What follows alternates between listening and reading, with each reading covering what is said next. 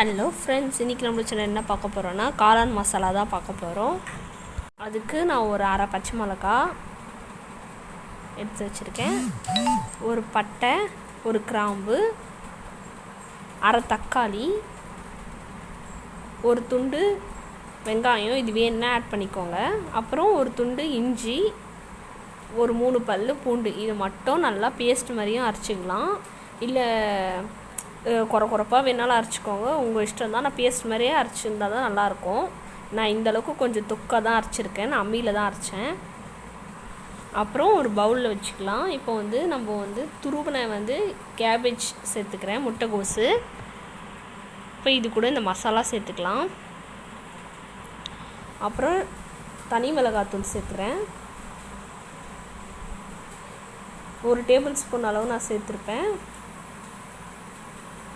அப்புறம் மஞ்சத்தூள் போட்டு நல்லா மிக்ஸ் பண்ணிக்கோங்க. உப்பு இந்த இதில் போடாதீங்க, லாஸ்ட்டாக போட்டுக்கலாம். எந்த அளவுக்கு மாவு வருதோ அதுக்கேற்ற மாதிரி போட்டுக்கலாம். இப்போ போட்டிங்கன்னா உங்களுக்கு அளவு தெரியாது, ஏன்னா அது சின்னதாகிடும்.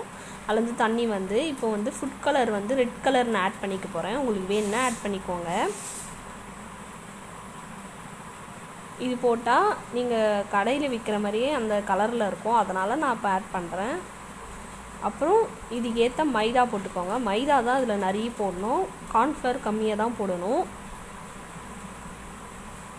மேலே படுற மாதிரி கொஞ்சம் போட்டுக்கிறேன். அப்புறம் இப்போது 1 கப்பு கேபேஜுக்கு நான் 1/2 கப் மைதா, 3 டேபிள் ஸ்பூனும் என்னமோ தான் நான் கார்ன்ஃப்ளவர் போடுறேன், அந்த அளவுக்கே நீங்கள் போட்டுக்கோங்க. இப்போ கடைசியாக உப்பு சேர்த்துக்கலாம். சேர்த்துட்டு எல்லாம் மிக்ஸ் பண்ணிக்கலாம். நீங்கள் தண்ணி ஊற்றாமல் தான் மிக்ஸ் பண்ணணும், ஏன்னா இந்த கேபேஜ்லேயே இந்த முட்டைகோஸ்லேயே தண்ணி வர ஆரம்பிக்கும். தண்ணி சேர்த்துறாதீங்க அவசரப்பட்டு. இப்போ ஆயிலில் ஃப்ரை பண்ணிக்கலாம். அதுக்கு முன்னாடி 1 டேபிள் ஸ்பூன் ஆயில், அந்த சூடான எண்ணெயை எடுத்து நான் அதில் போட்டுக்கிறேன். அப்போ இன்னும் நம்மளுக்கு கிறிஸ்பியாக வரும். இப்போ கேபேஜ் பக்கோடா போடுறோம் இல்லையா, அதுமாரி கொஞ்சம் கொஞ்சமாக போட்டுக்கிறேன். எப்படி நம்ம அந்த மசாலாவில் பிச்சு தான் போட போகிறோம், இருந்தால் அதுக்கேற்ற மாரி இருக்கணும்னு தான் குட்டி குட்டியாக அப்படியே நான் வடை மாதிரி போடுவாங்கள்ல, குட்டி வடைலாம் போடுவாங்கள்ல, அதுமாதிரி நான் போட்டுக்கிறேன். உங்களுக்கு எந்த ஷேப்பில் வருதோ போட்டுக்கோங்க, ஷேப்லாம் முக்கியமே இல்லை இதில். நீங்கள் இப்படியே சாப்பிட்டாலும் செம்மையாக இருக்குங்க. இப்போது நம்ம மசாலா ரெடி பண்ணிக்கணும். அதுக்கு எண்ணெய் ஊற்றிருக்கேன்.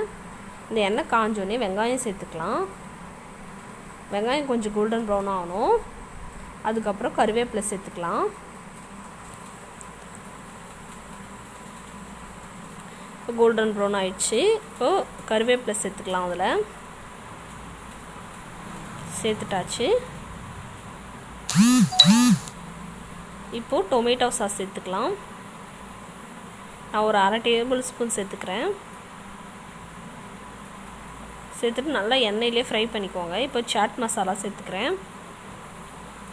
அப்புறம் கார்ன்ஃப்ளவர் தண்ணியில் கரைச்சி வச்சுருந்தேன், அதை தான் நான் சேர்த்தேன்.